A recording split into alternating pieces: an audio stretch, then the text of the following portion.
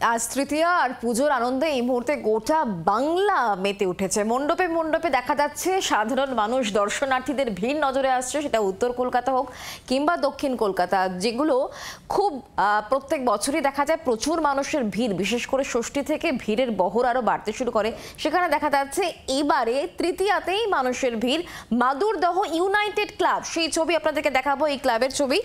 আপনাদের সঙ্গে এই মুহূর্তে কমলাক্ষ ভট্টাচার্য আমাদের প্রতিনিধি সরাসরি রয়েছেন। কমলাক্ষ, আজকে তৃতীয়ার সন্ধ্যায় মাদুরদহ ইউনাইটেড ক্লাব, প্রথমে পুজো দেখবো, অবশ্যই ছবি দেখবো, মণ্ডপ, থিম, প্রতিমা এবং সাধারণ মানুষের আনাগোনা কেমন?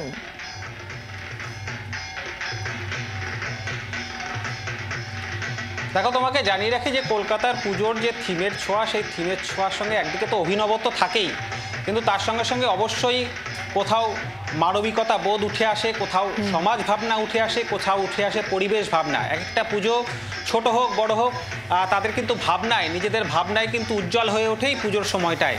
আমরা রয়েছি মাদুরদহ ইউনাইটেড ক্লাব। একেবারে নবীন পুজো বললে একেবারে অত্যুক্তি হবে না, মাত্র 13 বছরের পুজো।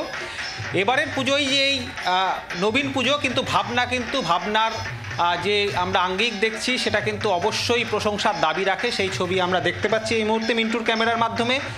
এবারের জাগরণের ডাকে যে থিম করা হয়েছে তা হলো একেবারে পরিবেশ দূষণ সংক্রান্ত ইস্যুকে সামনে রেখে সমুদ্র দূষণ, নদী দূষণ থেকে শুরু করে যথেচ্ছাচার যে বৃক্ষ নিধনের উপরে চলছে তা নিয়েও কিন্তু বিষয় ভাবনা। এমনকি এই যে অভিনব প্রতিমা দেখছো, সেই প্রতিমাতেও কিন্তু অভিনবত্বের ছোঁয়া রয়েছে। পরিবেশ দূষণ কিভাবে সমাজ বা পরিবেশের উপরে তার কি প্রভাব, সেই কিন্তু ছবি উঠে এসছে। আমরা রয়েছে, আমাদের সঙ্গে উদ্যোক্তারা রয়েছেন, কচিকাচারা রয়েছে, থিম শিল্পী সকলেই রয়েছে। প্রথমে একটু উদ্যোক্তার সঙ্গে কথা বলে নেওয়ার চেষ্টা করব যে বাইপাসের ধারেই মাত্র 13 বছরের পুজো, কতটা দর্শক এবার টানতে পারবেন এই অভিনব জাগরণের ডাকে যে থিম আপনাদের? প্রথম কথা, 24 ঘন্টাকে অনেক অনেক ধন্যবাদ আমাদের এখানে আসার জন্য। এবারে আমরা একটা বাইপাসের ধারে একটা সাড়া ফেলবো, আমাদের আশা এই যে থিমটা হয়েছে, একটা প্রত্যেককে একটা ভালো মেসেজ দেওয়া হচ্ছে, সেই মানুষ সেই মেসেজটা দেখার জন্য 100 বার আসা উচিত। শুনতেই পারলে, এবং কচিকাচারাও রয়েছে, একবার প্রতিমা দেখতে দেখতে তাদের সঙ্গে কথা বলবো। এবারের পুজোর প্ল্যান কি ভেবেছো? সারা রাত এলাকায় কি থাকবে নাকি মণ্ডপ ঘুরে বেড়াবে? প্ল্যান তো অনেকই আছে, বাট সকালবেলা বাড়িতে পুজো হয়, অঞ্জলি দেবো, আর বিকালবেলা খেলে নতুন জামা পরে সব মণ্ডপ ঘুরবো, ঠাকুর দেখবো আর অনেক মজা করবো।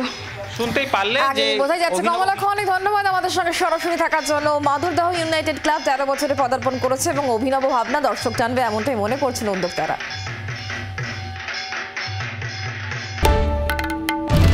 বাংলার আওয়াজ, বাঙালির আবেগ, জি 24 ঘন্টা।